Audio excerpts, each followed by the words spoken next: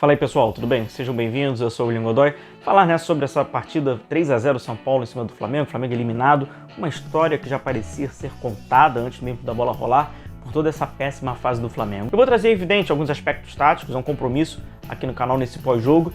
Tem algo relevante pra gente ver a partir de agora o Flamengo. A temporada não acabou, tem muitos jogos ainda pela frente, jogos importantes, então eu vou trazer aqui pra vocês, vou compartilhar com vocês. Mas antes, expressar algumas opiniões minhas. Algumas questões do clube, elas devem ser transparentes, devem ser informados, por se tratar inclusive do Flamengo, um clube público de massa. E o novo vereador do Rio de Janeiro, Marcos Braz, é um desses elementos, né, um desses responsáveis a transparecer para a grande torcida do Flamengo, uma parte inclusive que o elegeu, então ele tem que ser transparente com todos. Por exemplo, falar do departamento médico do Flamengo.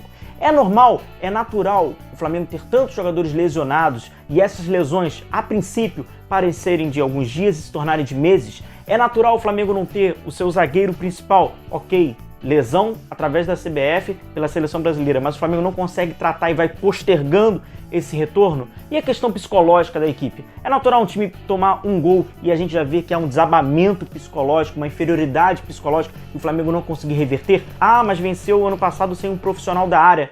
Tá, vai deixar perder, inclusive não apenas tecnicamente, taticamente, mas o psicológico do atleta. Então eu acho que está na hora de uma figura responsável, como é o Marcos Braz, que gosta de ser o porta-voz em vários momentos, nesse elemento crítico, ele tomar a frente. Ou vai querer trocar mais um treinador. Tirou o Domi, coloca o Rogério Ceni, tira o Rogério Ceni e vai tirando vários outros treinadores e a figura como elemento principal, cadê a responsabilidade? Uma outra questão, o Diego Alves, a renovação do Diego Alves. Afinal, o problema, o imbróglio envolve o quê? É financeiro? É a relação Flamengo-empresário? É a relação jogador e Flamengo? Ou é uma cúpula dentro do Flamengo, um grupo do Flamengo restrito que não quer, seja pelo valor X, Y, é justo ou não é justo? Não é, não vou fazer juízo de valor o quanto um jogador deve ou não receber, isso cabe ao empresário, ao atleta e ao clube, mas o porquê essa renovação não sai. Então são vários elementos que tem uma dúvida, que ficam pairando no ar do Flamengo.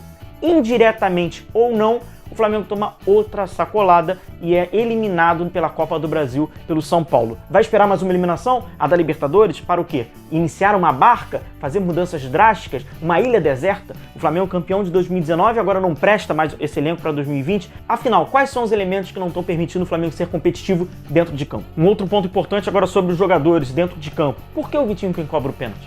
Quais argumentos de convencimento o Vitinho tem para convencer o Everton Ribeiro a ele ser o cobrador de pênalti? Por que não é o Everton Ribeiro? Ficou claro que o Everton Ribeiro queria cobrar o pênalti. O cara saiu de menos de 24 horas do jogo da seleção, houve ali uma irresponsabilidade, um esforço físico e fisiológico para estar na partida, tem a possibilidade de um pênalti, porque é o Vitinho que cobra esse pênalti. Tem que respeitar a má fase.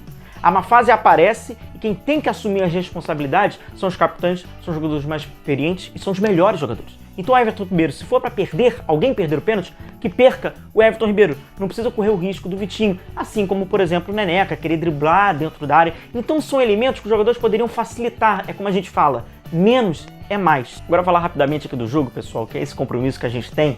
Isso aqui é interessante, tá? O Arrascaeta ser escalado lá na frente, do lado do Bruno Henrique, mas ele por ter toda essa influência, como esse elemento, né, esse eixo de criação ao centro, então ele saía da linha mais à frente e buscava esse jogo. Então o Flamengo não era tão espaçado. Aquilo que a gente observou nos últimos jogos, nas últimas apresentações do Flamengo, não aconteceu tanto. Inclusive o Arrascaeta sendo esse elemento. E aqui é o jogo dele, onde ele encontra os passos em profundidade, onde ele consegue povoar próximo à zona 14. Então, ó, ele jogou próximo ao Bruno Henrique, mas quando o Flamengo iniciava o seu período de organização, ele saía, jogava no entre linhas ou à frente da linha média do São Paulo e começava a pautar o jogo e distribuir. Mas é aquilo, tomou o gol também. Na primeira oportunidade que o São Paulo tem, encaixa uma bola, eu vou trazer para vocês um erro, como sempre, né? Um erro defensivo, é muito fácil fazer gol no Flamengo, o Luciano agradece a defesa do Flamengo, sobretudo ao Léo Pereira, um grande parceiro dele, mas a gente vê também no primeiro tempo, o Flamengo encaixou a marcação, como a gente pode ver, adiantou a sua linha e provoca o erro do adversário. E essa é a intenção de fazer uma marcação alta, fazer uma marcação ativa, é provocar o erro do adversário. E o São Paulo errava e criava muitas dificuldades, exceto quando o São Paulo encontra o Daniel Alves. É um jogador de referência técnica, tem muita experiência, está acostumado com esse zona, jogou muitos anos na carreira com equipes que marcam sob pressão, então então ele sabe quebrar muito bem essas linhas, e ele que clareava, é o jogador mais lúcido nesse esquema do Diniz de sair da zona de pressão. Mas ó, o Flamengo marcando cada um com seu jogador, inclusive o Bruno Henrique mais à frente, já marcando a linha de espaço, uma possível passe do Thiago Volpi. Então o Flamengo foi organizado, foi equilibrado no primeiro tempo. Também teve uma mudança, foi no início da construção do Flamengo. O Rogério Ceni resgatou, né, o losango do Flamengo, a saída com o Arão entre os dois zagueiros, a saída lavoupiana com o Gerson, que fez uma má partida do Gerson um pouquinho mais à frente. Mas o Flamengo criando esse losango para já espetar os laterais, o René pelo lado esquerdo e o Mateuzinho pelo lado direito, e assim o Flamengo ficava mais compacto. O que a gente tem visto é que o Flamengo criava com dois zagueiros mais atrás, dois volantes, criava um quadrado com apoio dos laterais e tinha uma zona muito grande, um intervalo muito grande entre os jogadores defensivos e ofensivos nesse início de construção. Bom, e a desordem inicia no início do segundo tempo, no gol do São Paulo. Daniel Alves consegue trazer a bola pelo lado esquerdo, não recebe tanta pressão, faz o levantamento para a área, que é o suficiente para o Luciano fazer o movimento de centroavante e fazer o gol.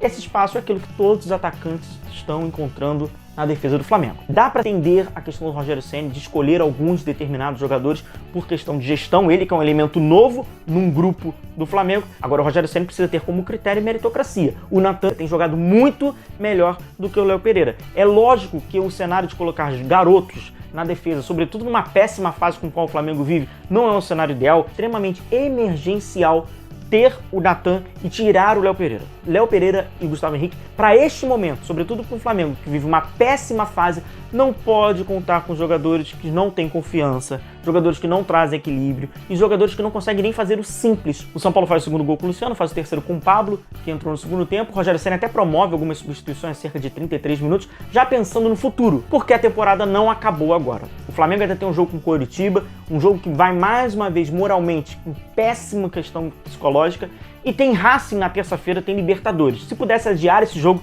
seria o melhor possível. Não tem como, o Flamengo tem que enfrentar e confrontar um Racing que também vive crise interna, também vive crise tática e também precisa do resultado. O parâmetro do Racing é muito diferente do Flamengo. É lógico que o ano do Flamengo, por todas as perspectivas, traz uma frustração maior, mas o Racing também está pressionado, o BKSS também está pressionado. Bom, agora é aguardar os próximos dias do Flamengo, algumas questões que precisam ser resolvidas e precisam ser transparecidas. Vamos ver se o Flamengo vai se tornar uma máquina de triturar e queimar treinadores, ou se o vereador Marcos Braz falará alguma coisa a não ser tranquilidade, tranquilidade, tranquilidade, como ele fala. Eu encerro o vídeo por aqui, deixo um forte abraço a todos vocês, até a próxima e tchau, tchau.